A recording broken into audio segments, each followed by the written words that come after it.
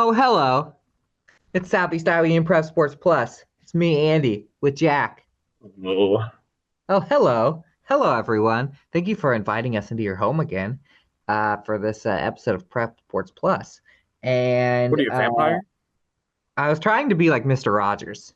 Oh, I've been watching a lot of Mr. Rogers AI videos on the Sora. I don't have Sora, but I think people pay for it, but they can basically, you can make anything happen. We could do an AI show of this one week. that would be something. You can bend time and space nowadays. I can do it a little bit with Grok, but it anyway. So I was Mr. Rogersing. It's Andy, Jack, Peter, and Fairway Food Stores. Your Mount Rushmore of uh high Good school things. sports. Good things. Your Rushmore of good. I'll tell you what. If they made the Mount Rushmore of Andy, Peter, Jack, and Fairway Food Stores, they'd finish it all the way. Wouldn't just be like half finished. Not to rip on Mount Rushmore, but I'm just saying, like ours would probably be like people would be like, oh yeah, they'd probably start calling the real Mount Rushmore Old Mount Rushmore. I agree. Um, anyway, we have a lot to talk about, and in fact, we have so many big, important, close games to talk about. We've got playoff football. We have state qualifier volleyball with playoff qualifier football. We have state qualifier cross country. We're going to talk about the state cross country meet. It is a jam-packed show, one of the more jam-packed shows that you will get in your life, no matter what you watch for movies or TV. Whatever your next thing is going to be after you watch this, let's say you watch like a scary movie for Halloween or one of your favorite TV shows, it's just not going to hit as well because you just watched this right before it. I agree. And that's just what it is. So, I was planning on maybe watching like QB Halloween after this, but it's this pretty funny movie. But I think I'm gonna be like, that wasn't nearly as entertaining as Prep Sports Plus. We're gonna talk a little football first, Jack, and you let me get into war mode because the war on 34 was on Friday night, Jack, and I'm just gonna intertwine these two big school football games because we talked about it ad nauseum, as people say, that the Washington Keokuk game and the Mount Pleasant Fairfield game on the football fields of Keokuk and Fairfield were like brothers of destruction. They mattered together because of the potential of a three-way tie. So just to recap, going into Friday night, Mount Pleasant beat Fairfield. They were in the playoffs. Fairfield beat Mount Pleasant, and Washington lost. Fairfield was in the playoffs. If Fairfield and Washington both won, there was a three-way tie scenario. And we got very close to all three of those. There was doubt till the very final. All three of those scenarios were absolutely in play. So we did not waste our breath talking about all the stuff that could happen. Let me pop in my football goggles here on my notes of the Fairfield Mount Pleasant game because it was from the opening kickoff one of the best Fairfield Mount Pleasant football games that we've seen, and that's saying something because we went to overtime last year. But final score: Mount Pleasant 25, Fairfield 22. A comeback win for the Panthers and a playoff berth for the Panthers for the first time in 15 years. Asterisk during 2020. The COVID year, 2021, the COVID year, everybody made it. And so there's a little bit of we don't count that. We don't count that because, see, Yeah, he doesn't like that. he's like, no, that's everybody gets a trophy. That's everybody gets a trophy stuff right there. I lost my car. I had like a little car that the kids ride around that I was pushing back and forth when he was barking the last couple of weeks. Oh, somebody home. Craziness. I might have to move. It gets crazy over here when we get to football. Hold on. I'll be back into the picture. Hey, what are you doing? The show started. All right, we're good. That was a big bark alert out of nowhere. I think we have new neighbors. And he's like, oh, I don't want these neighbors to be to have any sort of peace and think that it might be peaceful for them to walk outside of their own house, No, not at all. I'll make sure that they know right away that I'm watching it 100%. Anyway, going into this, so Mount Pleasant just needed a win to get in 25-22, first time in 15 years. Here's how it happened. Show up to the game, opening kickoff, Mount Pleasant tried a surprise onside kick, which worked against Washington. Midway through the game was a big turning point there. This time they try it right off the bat, or it was a shank kick, but with Dylan White, I assume it was on purpose because it was a good attempt at an onside kick. Fairfield gets it, though. Trojans go all the way downfield using their run-heavy offense, their misdirection, all that stuff. Just like, Mount Pleasant's been a great defense, and Fairfield had no problem in that first drive. It was just like old Hatch, here we go again. Fairfield offense running the ball. They score on a short run by Xander Allison. They get the 2-point conversion. It's 8-0. By the way, both these teams run the ball so much that the first quarter lasted, it was a blink of an eye, because the next score doesn't happen until early second, but really it was a pretty offensive half for there to be not that many points scored. Mount Pleasant drives down, scores on a Ramsey Davis touchdown run. That made it 8-6. They did go for two. Mount Pleasant goes for one a lot because of having a good kicker, but I think it was one of those situations where mentally it kind of felt like, oh, this is where you go for two and try and tie it and just try and steal the early momentum that Fairfield had. It's at Fairfield senior night. The crowd is going crazy. But it backfired as Fairfield made the stop. And then the second quarter from then on was all Trojans. Fairfield scored again on a Xander Allison touchdown, got a 2-point conversion again. This time Ethan Bisgard. That's 16-6. And Fairfield capitalized on an interception by Brady Weigel in the final minutes and got a 64-yard touchdown run by Ethan Bisgard with just 1:14 left in the half. Made it 22-6. Momentum all on Fairfield side, right? But there was a subplot brewing because on that last drive, which is only a one-play drive because Bisgard scored on the first play, Voss Richardson was not out there. Voss Richardson got hurt. I believe lead blocking. I looked back on the video on my pictures to try and figure out, what rung his bell a little bit. Because of their offense, he'll go out and, he's lead blocking for running back sometimes. And there was just a moment where a lot of bodies, there was just a big collision. A lot of bodies flew over. I think that's probably happened. I kind of noticed them checking him out with a couple minutes left, like, oh, it doesn't really look like Voss is going to go back in. So what happens is they score that. So it's 22-6. Mount Pleasant gets the ball to start the second half. And it was kind of one of those things where you knew that was probably brewing some sort of a crazy finish because, you could probably project that without their quarterback, that Fairfield would be down a little bit and that Mount Pleasant would come out with a big energy. So first off, Fairfield tried the surprise onside kick, nearly got it, but it was like an up in the air onside kick, and they actually called a kick catch interference. It didn't bounce until it popped up, kind of. It was a very weird play, and I did not think they were going to. They threw the flag right away, but I thought they would probably pick it up. But it was just a weird play. But all that did was waste time for Mount Pleasant because the Panthers drove down, got to maybe the 8-yard line. Ramsey Davis found a hole. He's running basically inches from the goal line, and Xander Allison ripped the ball out. And the ball just rolled in the end zone for a while, and Tucker Robertson ends up falling on it. Won a race. It was like the old XFL. Him and I believe Cullen Cohurst from Mount Pleasant were side by side running to see if they could recover this ball. So then Fairfield's got the ball. So now Fairfield's got the ball up 22-6 in the third quarter, midway through the third quarter. It did not take until it did not happen until the final minutes of the third quarter, where Mount Pleasant finally put the first little gash in the Fairfield lead there. It was a 10-yard run by Ramsey Davis, but the 2-point conversion failed. So then it's 22-12. It's still 2 possessions, Jack. Going into the fourth quarter, it's still 2 possessions.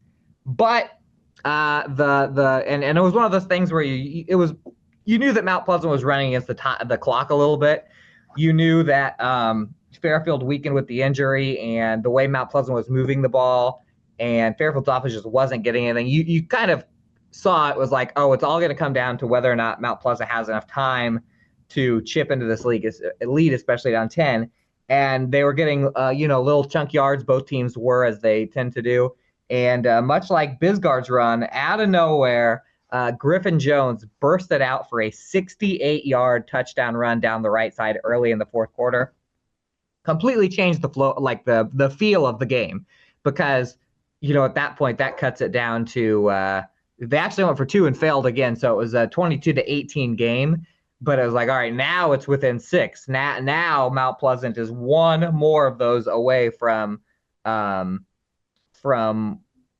the game or for taking the lead. So they had 2 chances. The first one, Mount Pleasant got down to the goal line, huge goal line stand from Fairfield with 5.5 minutes left. I think you were watching by this point, or at least you peeked in because your game started before. And so Fairfield had the ball at their own 2-yard line with 5-ish minutes left, up 4. Now, immediately, I had a friend there covering with me, and immediately we started, and you texted me, we said, wait a minute, would this be a situation where you get down to 4th down and you just take a safety? Yeah, they talked about it in the broadcast because one of the Fairfield coaches went up to the Ottumwa radio guy calling the game and said, we might just take a safety. Uh-huh. I don't know how I'd feel about them doing that, but they didn't. I'll tell you what, if they and we know what happened at the end, but if Mount Pleasant didn't have a good kicker, I would have been 100%. If you're just trying to, I would be like, oh, totally, because it's a field position game. It's a little bit of mentally damaging, I think, if you're the team trying to come back and all of a sudden they do something like that just gives you 30, 40 more yards to work with. Now, the Mount Pleasant's punt block / punt return game has been very good. And they had Fairfield pinned. I think they actually punted from the 1-yard line because there's almost a safety accidentally. But they punted from their own end zone, a quick punt. And it went out at the 25. It was kind of, I wouldn't say shank, but he just had to get it out, So then Mount Pleasant's got it at the 25. They had plenty of time to at least go down and score. You kind of felt like maybe this is the last chance they have. But ran it a few times, got it down to the 7-yard line. And then a quick strike to Brody Clark. Another thing with Washington, that was the exact same play that they ran against Washington that kind of shut the door on them, where it was just one-on-one easy slant after they've been running it and never really doing any drop back passes before that. So they scored. Mount Pleasant is up 22-25 with a couple minutes left. Fairfield obviously now has their backs all the way up against the wall because they've got the freshman quarterback Owen Adam in there on, I think, 2nd down. Oh, and by the way, the Mount Pleasant's kick, they squibbed it, and it perfectly went through some legs and died at the 10-yard line. So Fairfield had 90 yards to go. I think the second play, Owen Adam, freshman, who had to come in for Voss Richardson, was getting rushed by 2 Panthers and had Bisgard down the sideline, and off his back foot just launched one downfield. And it perfectly snuck into Bisgard's arms for a long, long pass, which gave Fairfield momentum for just a second. The very next play, Mount Pleasant's Max Sloat got through untouched, sacked the quarterback, and then Fairfield was out of timeouts. So it was just one of those things where they were scrambling and spiking the ball and they got another sack towards the end there. So at that point, Fairfield was so pushed back, and they ended up the time was so crazy that they ended up spiking it on 4th down as time expired because they were just trying to get a snap off. So Mount Pleasant wins 25-22, and again, first time since 2010 that they've made it. And then while all that's happening, Jack, it's the Washington kick game. If you watch the broadcast, the Fairfield announcers were paying attention to the Washington game, and Keokuk was leading Washington the whole game until the very end. Cale Williams scored on a rushing touchdown with 5 or 6 minutes left, and then Keokuk got all the way down, just like against Mount Pleasant, And this time it was Nick Stone who made the big plays, two pass breakups at the end, and Washington won 21-20. And the crazy thing about that, Jack, is that if Fairfield would have held on and won that game by 4, they would have been celebrating. Mount Pleasant would have been dejected, and then it would have came out that Mount Pleasant was going anyway. Yep. Yeah. Because of the tiebreaker. Yes. Yeah. So that would have been the last big twist. Yeah, all sorts of drama. Good for Washington to at least end on a win. But yeah, that was wild. And then now this obviously sets up Mount Pleasant. So they made the playoffs. They got drawn into Pod C of the 3A playoffs. They're going to play West Delaware, who is the number 4 team in 3A. I wrote this preview. It's over on the Southeast Iowa Union, but West Delaware, another really good rushing offense. They've got 3 guys with over 600 yards, 3 guys with 10 touchdowns. They're second in 3A behind Fairfield, over 2,600 rushing yards. So might be kind of a similar game. Their quarterback for West Delaware doesn't have like incredible stats. He's also one of their 600-yard rushing guys, but 61 of 108 for 856 yards, 9 touchdowns, 5 picks. Austin Schneiders is his name. Their best running back is a guy named Jack Cantwell. So I don't know. I think Mount Pleasant, you're going to need an explosive play on either defense or special teams. I think if they can get they have a good kick return game. You talked about Dylan White. If it comes down to a field goal, Mount Pleasant might be one of the teams you trust more than almost anybody in 3A. Yeah. Dylan White, he plays soccer for them. He's really good. Yeah, and he's got really good player. I think he's got another reason why if I was Fairfield I wouldn't take a safety yet. Dylan White he won the game in Fairfield last year with a kick. It was an extra point, he also he had a game-winning field goal against Fort Mass, so he had a game-winning field goal. Yeah, he's made a 43-yarder this year. So he's a good kicker, and then they have Griffin Jones who has 2 kick return touchdowns. I think you're going to need one of those or an interception, maybe a couple takeaways, but they can maybe run with West Delaware, and if they can make their quarterback uncomfortable, you've seen crazier things happen, but it'll be a tough road. But they do make the playoffs, which is exciting for them. Yeah, it's very, very tough. Also, I would say that they need to have a bunch of good guesses on where the ball's going. Maybe get a couple of force them to throw drives or plays. The defense has to really swarm because West Delaware. The West Delaware's only lost. Now they did get beat 28-0 to Clear Lake this last game, but that was the winner probably would have been maybe the number 1 ranked team going into the playoffs. So besides them, they beat Independence, which we know about from the Independence Washington game. They beat Wahlert Catholic, which is the defending state champions. I know some with graduates and stuff like that. Also, I was looking at the roster for West Delaware. Mount Pleasant is so young. I think they get like 60% of their production from their sophomore class. West Delaware's got a lot of seniors, a lot of kids that have played in these big games. So Mount Pleasant is the ultimate underdog, and our ultimate overdog, Jack Knowlton, will be there, probably rubbing his eyes from being tired from cross country, but he'll be there for a spark. Yeah, it'll be an interesting one. I'm excited to see what Mount Pleasant can do, but I think they'll be happy to have gotten through Class 3A, save for Solon, and make the playoffs at the very least. So it'll be exciting. I'd say this, no matter what happens this week for Mount Pleasant, this year was one where for the Southeast Iowa teams, we saw these district comes out. We're like, oh, this is a pretty weak district because our Southeast Iowa teams have been struggling, and Solon was really good.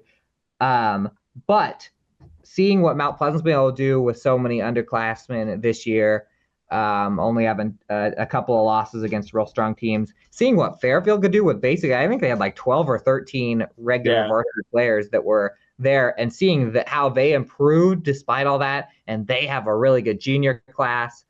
Washington's always good anyway. They got a little experience with Nick Stone at a quarterback, and Keokuk has sophomores. So this last weekend kind of felt like a nice little tune-up also for next year, when I think every single one of those teams, Washington will struggle because of the to replace Cale Williams especially, but they've got a lot of good talent under. I think that the overall quality of football in the Southeast Conference area is going to be going up. So I don't think this is the last time that two of our teams are going to be playing in one of these games that was like a pseudo playoff game almost. Yeah, we shall see. We shall see. And then elsewhere, I'll just run through it quick. The game I was at while Andy was over in Fairfield, I was at Pekin. Not as much drama in that. They crushed Earlham 42-7, 3 touchdowns for Nolan Glick. Really enjoyed seeing he does a celebration. I used it, one of the photos of it in my story. He does a celebration with Jonah Breon, an offensive lineman, where Breon will kind of lift him up. Oh yeah, like the Lion King. And I kind of pressed Nolan. I talked to him after the game. I was like, do you guys have an NFL comparison for yourself? Because that's what they said. They saw the celebration. He said he's a big Lions fan. So he said Jameer Gibbs and Penei Sewell, which was pretty fun. That makes sense. But yeah, they crushed Earlham. I mean, Pekin, they're 9-0 now. They are trying to play kind of like Kirby Smart's Georgia underdog, though. They were ranked, I think RPI ranked them like 27th. That was the big number, was that they were still 27th in the class, despite their undefeated record. And they seem to really take that personally. I talked to Clint Weber, their coach, and yeah, he was really excited. They had a couple takeaways in this game. It was I'm blanking for a minute on his name. Landon Crow, 2 fumble recoveries and a pick. He was all over the place. Number 4 for Pekin. And yeah, those takeaways were really big. They were up 28-7 late in the first half, and then they turned it over, trying to kind of go for the jugular, and that felt kind of big. Potentially for Earlham to maybe get a touchdown. Sorry, it's 28-0, but Earlham could have maybe got a touchdown there at the end of the first half, maybe rip the momentum away. You've obviously seen, Andy, you saw it in person against Danville when Pekin kind of blew that lead. Danville almost came back.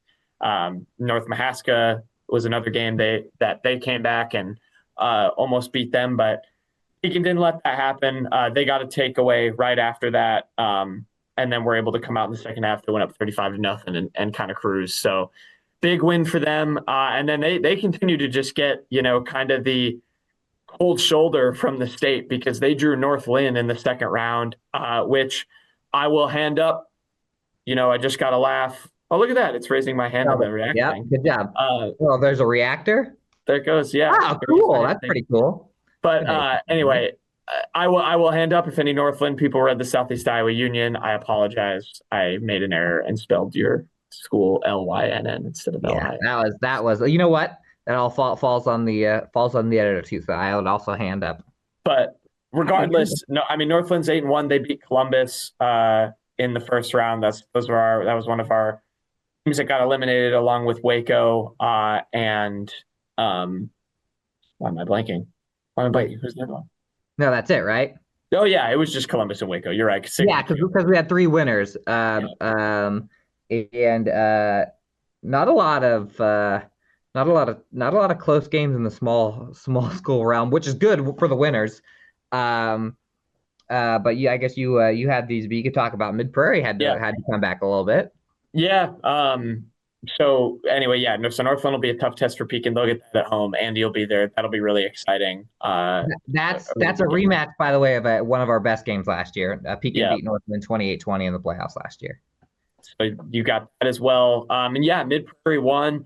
It was closer than it probably should have been. They played North Fayette Valley, who really gave them a game. It was competitive into the fourth quarter.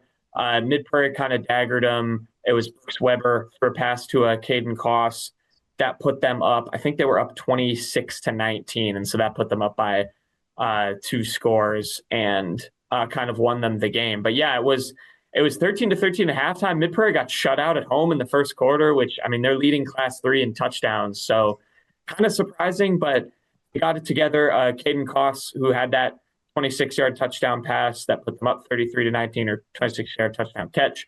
He forced a fumble on the next drive for North Fayette Valley, so kind of shut the game down. He had a really good game, 121 all-purpose yards, 12 and a half tackles on defense, along with the 4th fumble. So Mid-Prairie kind of got it together, and then I'm previewing that game. Really interesting. They're going to play Mediapolis in the second round. They got drawn into Pod 3. They beat Mediapolis less than a month ago to win the district and crushed them. It was 62-21. They were all over them. But Mediapolis, they responded well. They beat Central Lee 35-0 and then upset Centerville Really big game in that one for Minneapolis to kind of pull that upset. I was trying to look who was their guy, that Parker Holstein, their running back, had a Very really good. good game. For comparison, he had 107 yards and 2 touchdowns against Centerville. But when Mid-Prairie played Minneapolis the first time, he had 32 yards on 12 carries. So I think he's going to be the big guy to limit on defense. Mid-Prairie's defense had a really good game, 5 takeaways that first time around to kind of set up their offense and quiet the Bulldogs. So they're going to have to do that again. But Centerville, I think it'll be a lot closer of a game. But on paper, not a bad draw for Mid-Prairie. But you saw what Minneapolis was able to do against Centerville with the upset. So that'll be a really interesting one there in Wellman on Friday. You say not a bad draw. Also, what's not a bad draw is if they win, they're going to be at home, which is what you want. And let's say Mid-Prairie can win. This other one, they'll get the winner of Roland Story Van Meter if they win. That is a Roland Story hosted game that Van Meter, I would say, is probably favored in. And so who knows? But hopefully if they can beat Meepo, Mid-Prairie will be hosting one of the most exciting times of the entire athletic year, the game to get to the dome. And by the way, shout out Minneapolis, who people sometimes say, why don't you guys cover Minneapolis? It's not too far out of your area. It's only 30 minutes away from Mount Pleasant or whatever, and a few minutes from a little further than Washington. And Minneapolis has found a way to snake its way into our coverage now for a 4th time, because they played Mount Pleasant, they played Fairfield, they played Mid-Prairie, and now they will play Mid-Prairie again. So yeah, so that'll be a really exciting one. So some good football games. So and then Sigourney Keota is at Beckman Catholic. They crushed I-35 in round 1. So we've got Sigourney Keota, Beckman Catholic. I'll be at Mount Pleasant, West Delaware. Andy will be at Pekin, Northland, and then we've got Mid-Prairie, Meepo. So those are some fun rounds. By the way, I told Jack, hey, there's 2 games over in that area, the Pekin and Mid-Prairie game. They're both probably going to be, pretty close. It seems like they're supposed to be pretty close. Neither of them was close. They were both the type of wins that you want to have if you have dome aspirations. That first playoff game. I was trying to figure out if Sigourney Keota and Beckman had played. I thought they played very recently. 2020. It's probably recently to me because my old brain, just anything in the last 10 years is recent. I was probably at that game. October 30th. So it was a playoff game, 35-14. I believe I watched them beat Beckman in the pit. So it doesn't really have a lot of bearing on this one because all those kids are graduated college by now or in college. But there we go. We got 4 teams left. And we just need one of those teams to win 2 times. And then we'll be at the Dome. There you go. Easy as that, people. Just to look forward to the next week. If Mount Pleasant wins, they'll be on the road no matter what.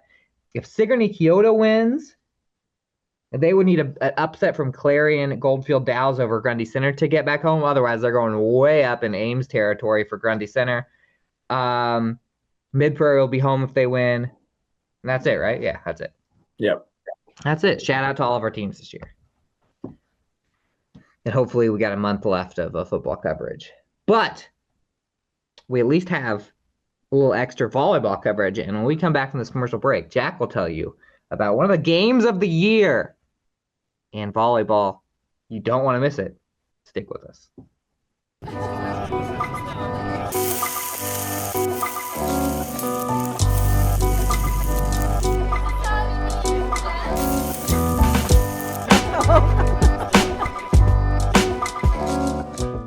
Introducing Hy-Vee Market Grill, where every meal is a delight. Start your day with our mouthwatering breakfast options and savor flavorful lunches with friends and family. Cap off your day with our delectable dinners. Hy-Vee Market Grill, where every moment is delicious.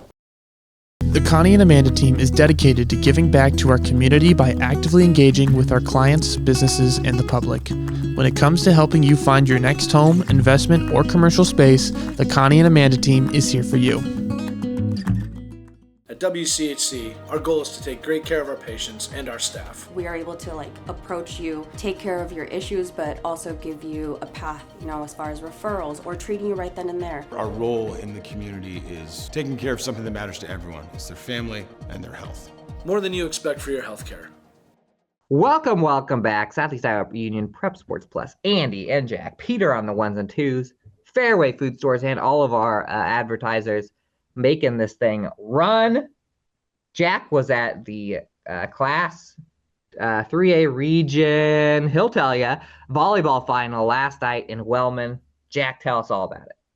Yeah, it was a fantastic atmosphere. First of all, it was Mid-Prairie Center Point-Urbana rematch from 2 years ago. Center Point-Urbana beat Mid-Prairie to go to state in that one 3-1. And it did not spare any drama in the rematch at Mid-Prairie this year. It was super exciting. There was Center Point-Urbana came. Their students did a blackout theme. Mid-Prairie did a whiteout theme for their student section. There was chirping between the CPU older fans and the Mid-Prairie students. It was electric. I spent the entire fifth set in front of the crowd, in front of the student section, just because that was the best angle. I had to take photos, and it was buzzing. Didn't spare any drama. Center Point-Urbana came out. They won the first set 25-23, and you thought, oh, goodness, how is this going to go? And then Mid-Prairie just came out on fire. I talked to the coaches, Zeb and Sherry Evans, after. They said it was the most calm they've seen the team in between a first and second set. They were just locked in. Came out, won 25-11, 25-17. So after they gave up 25 in the first set, they held CPU to just 28 over the next two. So then Mid-Prairie just ripped the momentum right back. Jovi Evans was doing her thing. She's the best hitter on this team, had a bunch of kills. And the thing I was the most impressed with in the match was just the back row play. That helped Mid-Prairie a ton against West Liberty when they won that 3-0. Georgia Evans, Elise Foster, shout out to them. They were making all sorts of just hero ball plays to keep points alive. Mid-Prairie was putting them away. That became a huge difference maker. They had a couple points that I think just like they dug up, and then the digs would just float over the net and just land in, because I don't think Center Point-Urbana was just ready for them to even get them back over. So they were really good. I haven't looked at the stats yet. I'm updating my story here today, how many digs Elise Foster ended up with. But she, especially as a freshman, her play at the libero position was super impressive. But yeah, so Mid-Prairie came out firing, and then Center Point-Urbana had its biggest lead of the match to start the fourth. They went up 5-10 and then 11-7. Mid-Prairie tried to claw its way back, and it was one of those things where you're like, the way Mid-Prairie dominated, if Center Point-Urbana can pull this all the way back and force a fifth, you kind of felt like they would maybe go out and win the fifth.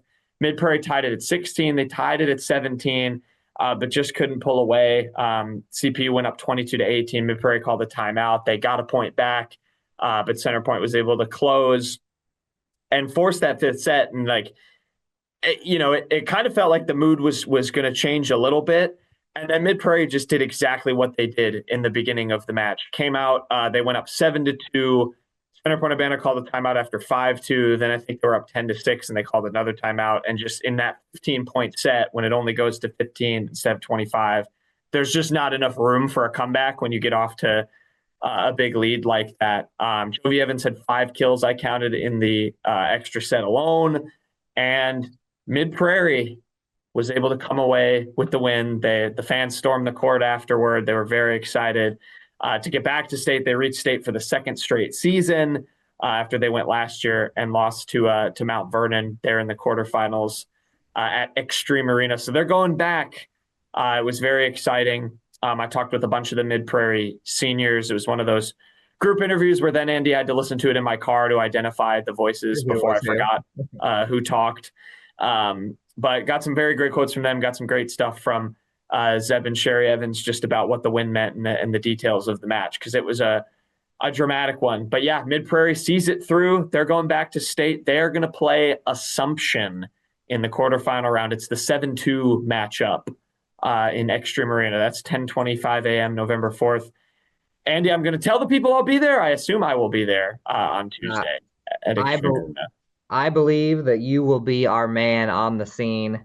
Last year, Hunter and I went up. We have so many people. I don't know. I might go up with you, but we'll. I'll be happy to cover it with you, my friend. But I'm almost tempted to just go as a fan. I've now followed this, not as a fan, but as a neutral spectator, just because I've now watched for the West Liberty and the CPU games, and this Mid-Prairie team is, when they're clicking, it is hard to stop them. I mean, if they can just have the momentum they did in the second and third set, I mean, they can play with anybody. I kind of believe that they are deep.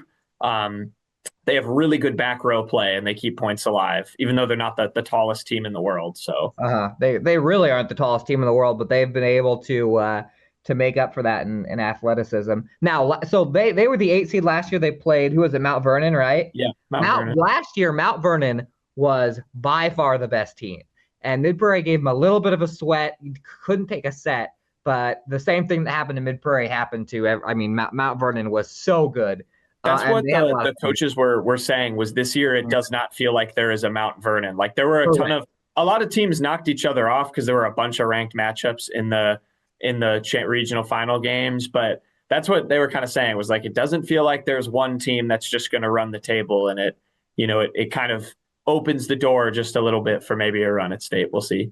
And Mid-Prairie, they had the advantage of going last year. They played during the day last year. Maybe that's an advantage. They have an advantage of the fact that it's in Iowa City and it's Mid-Prairie. It's a very short time. It's probably my favorite thing, because anything that's in Iowa City, girls wrestling too, where it's like, it's right in our neighborhood, basically. But I was gonna say that what was the closest that did they get within 2 points? CPU in that 1-15. Yeah, it ended 15-12, and I think it was a 1 point game. It was 11-10, because I remember thinking in my head, because it was 10-8, and then I was like, if they score one more point, Mid-Prairie is going to call timeout. You can't let them tie it. And the same thing happened where they got it to 11-10, and it was like you had to call the timeout there, because if they tied it, I think they would have stolen the momentum back. So CPU made it very close in the third too. Yeah, and I don't know if they were down 1 or 2. There was one where the ball off the block or something. You mentioned the scrambling. Somebody had to go all the way back, almost under the basket, and get it, and they scored on that. Yeah, it was Georgia Evans. She sprinted and almost ran into the back wall. She saved Mid-Prairie there, and there was a few almost near dives into the stands. It was they were not letting their season end. You could tell with the digs. Regional finals are always my favorite thing. Regional finals or games to go to state in anyway. So like the quarterfinals for football, it's hard to match the excitement of volleyball when it really comes down to it and it's a close game like that. So, cool one there. Well, someone will be there, and you know what? Great timing. Tuesday during the day. That means there's plenty of time to get the story done out Tuesday, and it'll be in the Wednesday paper, and there's no problems if it was Wednesday during the day. That would have been a different story. We're excited. Mid-Prairie, last team. By the way, all the other teams, last Wednesday, Van Buren fell to West Burlington. Mount Pleasant fell to Clear Creek-Amana. Who, by the way, I looked at Clear Creek-Amana's bracket after they played Mount Pleasant. They almost beat the other two teams by the same amount. They are basically they're the Mount Vernon of 4A. They are. They're going to run it. Someone from Mount Pleasant was like, I heard him say, we're basically going to play a college team. Yeah, because they're so stinking good. So Clear Creek-Amana looking good there. But yeah, Mid-Prairie, last volleyball team. And when we come back from the commercial break, we'll tell you of our last runners, cross-country runners, and there are a lot of them. Not just scraps this year in Southeast Iowa. So stick with us. Attention Hy-Vee shoppers, introducing Hy-Vee Perks, your ticket to exclusive savings and rewards. Access exclusive perks, prices, earn gas discounts, and unlock special deals. All this for free. Join Hy-Vee Perks today and start saving.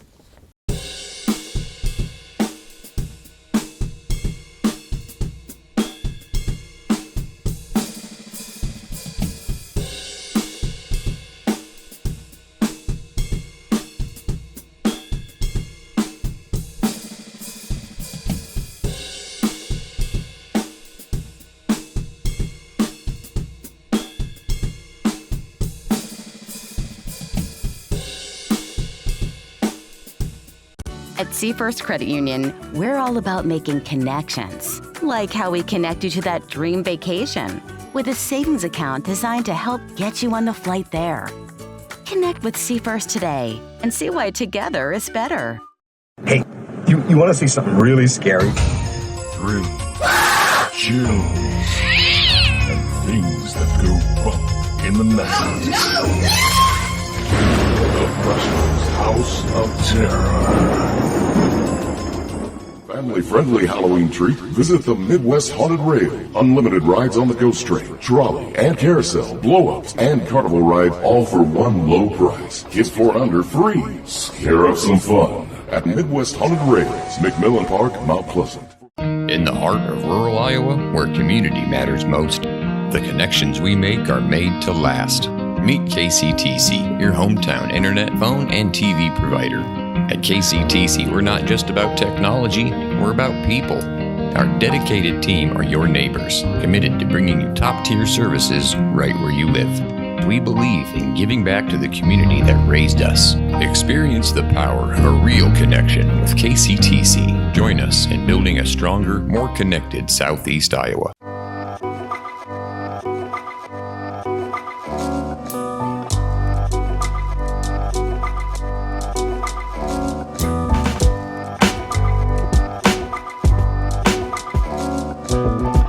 Welcome back to Southeast Iowa Union Prep Sports Plus, powered by Fairway, powered by all of those advertisers. You see them scrolling across. They've been with us for so long. They love us, and we love them. It's a mutual love. Jack, we're going to talk a little cross country, and big weekend coming up. It's the weekend where I look at the weather report the most, just praying for good weather on this cross country Saturday, because it can really be anywhere you want it. We're going to talk qualifiers. Why don't you talk about your experience? Was your qualifier before the last show?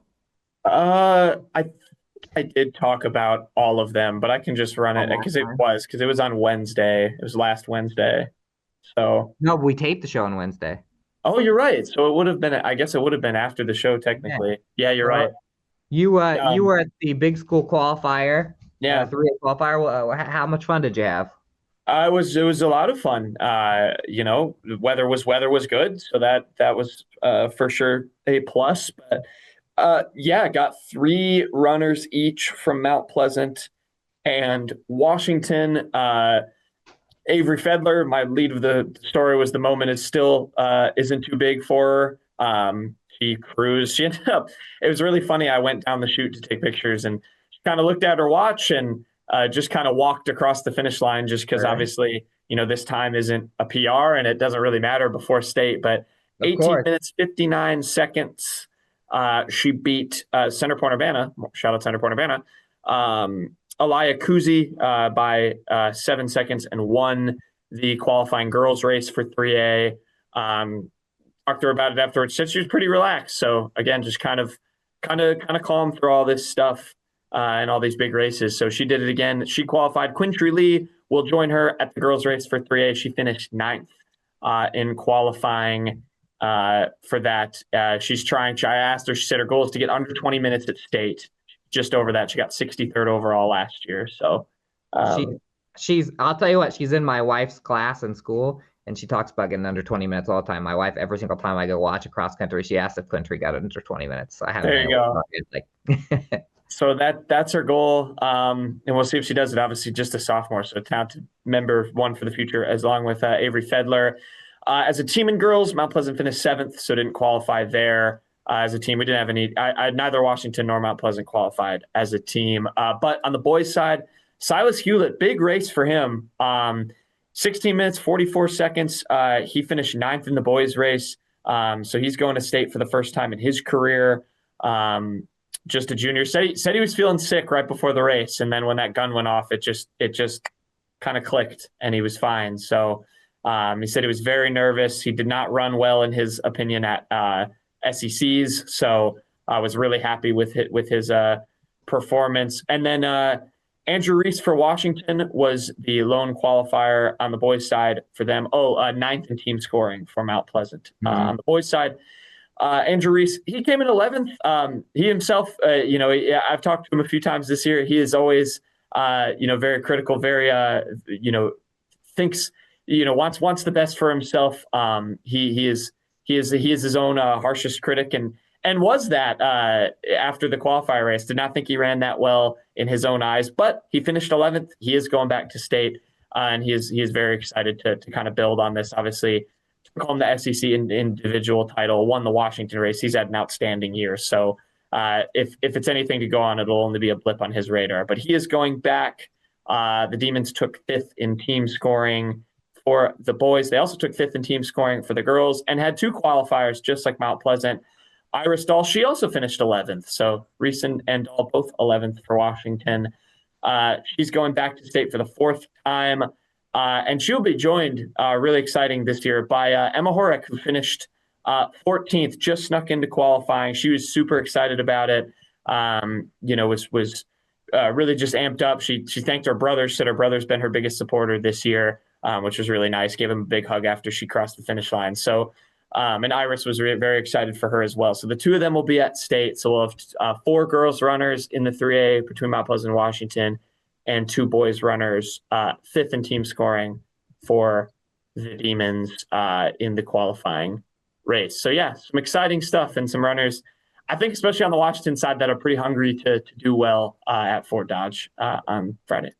Yeah, there's 2 total. It's a different dynamic with the 2 of the Washington kids that have been there for so often, and I can tell you that the 2 Washington kids, Andrew and Iris, both bursted out last year at the state. Did way better than we thought they were going to both ways. Iris seems to do that every year, so hopefully she does that. I know that she was injured for the SEC, but you made me laugh because it seems like a lot of our cross country runners are just the most honest. They're the most honest kids ever. They are. Because both a couple of those boys, like Andrew Roos, won by forever in the SEC, and he's like, I just really don't like this course. I didn't feel good out there. My legs hurt. And Silas Hewlett, his PR this year was at Mount Pleasant. Before this, I think, was at Mount Pleasant. And I remember interviewing him. He's like, I felt horrible. I felt sick. I don't think I ran well. And then I talked to his coach, and he's like, that was the best I've ever seen Silas race. He got his PR by like 15 seconds. So really, I think it's hard, no matter like how late you wait after a race, to talk to them. I think it's just a harder thing to process versus like what you do in other sports. Like, it's not, you can't look at like, oh, I had 5 blocks or 5 kills like in volleyball, and look at that objectively. It's way more subjective, other than the time you finish the race in. Well, and it's the one sport where your field that you're playing on is different. Right. Then every other sport, it's like the basketball court never really changes. The football field never really changes. And the cross country is totally different. So, and state cross country in general is totally different than anything else because of the course, because of how many good runners, because of the crowds. It really, anything can happen. And so first of all, I'll go through the small schools, and we have so many small school qualifiers. I was at Ottumwa, which is Pekin's home course. It really is their home course. They run at it all the time. I know it's not in Packwood, but the shocker of the day for small schools came on behalf of the Pekin boys cross country team, who came into a really tough qualifier behind Waco and Louisa Muscatine, 2 teams that are, of course, two other Super North teams that they hadn't been better than. Louisa Muscatine ran great. By the way, the boys race was after the girls, but I'll talk about the boys first. Before the boys race, I saw Waco's Jude Dykstra, who was in uniform, but he was getting worked on his knee. Someone said, hey, he's got a bad knee. He did not end up going, which Waco had, aspirations, of course, of going as a team. Either way, I didn't think that was the end-all, be-all. But you could tell right at the beginning of the race, you're like, man, those Pekin kids got out really quick. And they were able to qualify ahead of Waco, so they got second. Waco was out, which means Waco's only runner will be Locken Henderson, who did qualify individually. He got 4th individually, but a big year for Waco. It's tough that they'll only have 1 runner at state. The winner on the boys' side was Cole Milliken. Great race for him. I mean, he dominated. And then Lane Ferris and Mason Dahlstrom had great races. They were right there. Those are the top 3 at the beginning. They eventually, kind of went back and they got 5th and 6th. So Henderson was able to top them. But the Pekin boys had enough points to get second place. They will be going as a team. And then on the girls' side, and then Louisa Muscatine, we don't cover them, but that's who ended up winning the team race. On the girls' side, it was a little different to where we had a lot of individual hopes here, and we got there. First off, Chloe Glosser dominated again. It was her home course. She was pretty much untouchable, and she has other ranked runners. She's ranked number 2 going into state this time around. And she, just like you said with Fedler, after the race, she's like, this is kind of a race where you just try and get by. She wasn't she wasn't collapsing across the finish line or anything. She was just running competently. She won the race by a lot. Her final time was 18:46.43. So Pekin also swept the individual races in Ottumwa. Waco's Josie Dykstra, who's the top 20 runner, she qualified, as did teammate Macy Carter. Carter qualified 9th. You only get 10 through in the small schools. There's 15 in the big schools, so you had to get top 10. She got 9th, so she was the most bubbly qualifier as far as that. But by time, she wasn't. The top 10 in both the boys and the girls were way ahead. There was no real doubts when you counted and you got from 10th to 11th. So, and then for Hillcrest Academy, Marie Yoder going back. She's very familiar with the state, and also Sienna Stannerson will be going as well. So Yoder took 5th, I believe. Let me make sure here. Took 4th and 2nd. What was that? Did I mess up on this? Is this the second week where I've realized that I messed something up here? Anyway, Stannerson also finished. No, she got 7th. So maybe I didn't mess something up. I was reading my story back, and I had one of those panicked moments where I screwed something up in the paper. So this two last episodes really exposing us for messing up in the paper. But you know what? We don't hide from it. No. We sit there and we take the punches. That's what we do at the Southeast Iowa Union. So that's what happened out of the Ottumwa, 5 individuals, Pekin girls, or Pekin boys as a team, and Locke and Henderson. But that was only the tip of the iceberg, because in Class 1A boys, we will still have 3 teams. Columbus makes it, winning their race in North Lynn. Van Buren County makes it 2nd place in theirs over at Central Decatur. They actually split up our area teams. These teams would usually run together, but we were so good this year. Lincoln Badenbridge led VBC, by the way. Columbus just they got like 8 in the top 10 or something like that. They had all the scores in the top 9. So Columbus doesn't just have one guy. Columbus really fills it. And there were other runners who made it individually. Iris Garza for Columbus made it individually for the girls. So she was able to get in there. And then let's see, is that all for 1A? Do you know anyone I missed there? Is there a lot of teams in 1A that were able to burst through?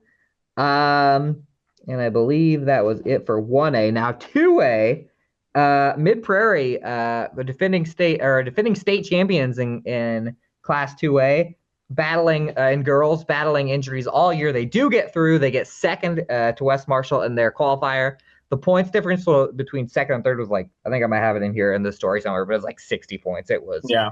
This was 2 way up here, and then everybody else down there. But on the boys' side, it was a very hard boys' district, and Max Schwarzentuber, despite that, gets 9th, barely sneaks in there to make state on the boys' side. So, by the way, Brooklyn Stutzman of Mid-Prairie, who's ranked 6th right now, did win that qualifier. So we have, on the girls' side, we have Stutzman's ranked 6th, I believe, 5th or 6th. Avery Fedler is ranked 6th. Chloe Losser ranked 2nd. So we have individual hopes right there, and I can tell you that those are 3 kids that certainly seem confident as they're running and getting talked to after the race and stuff like that.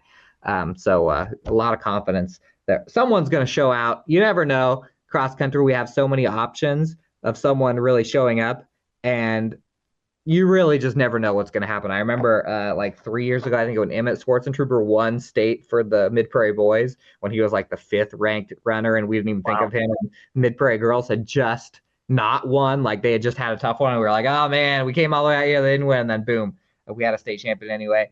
And I wouldn't be surprised if one of our kids makes the jump. I mean, Gloucester second ranked going in, and I know there are some real tough runners in 3A especially. 3A, the top runners in the state, Nauman from Western Dubuque and the Pella girl are unbelievable talents, and it would be a huge upset if either of them didn't win, but it's why you run. It's why you run. Why you run. There's hills, there's, coconuts or whatever the squirrels, walnuts, that's what I was looking for. You trip. There's fans. Have you ever been to the state cross country meet? Nope. Oh my! The subplot is always that fans just don't understand that you can't sprint across the line when there's people running.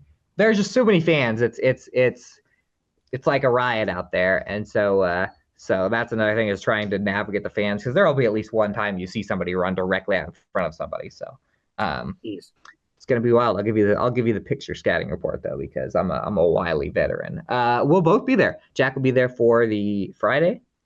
I'll be there for the Saturday. So hopefully we get some winners, or just good PRs. Maybe some place winners. See people on the podium, and you never know. Never know.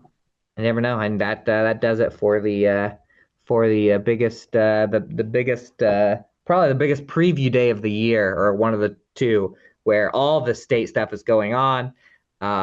And if you can do the logic in your head, that means that pretty much you have to buy the newspaper. Might as well just get a prescription. I prescribe you to get the newspaper, Southeast Iowa Union.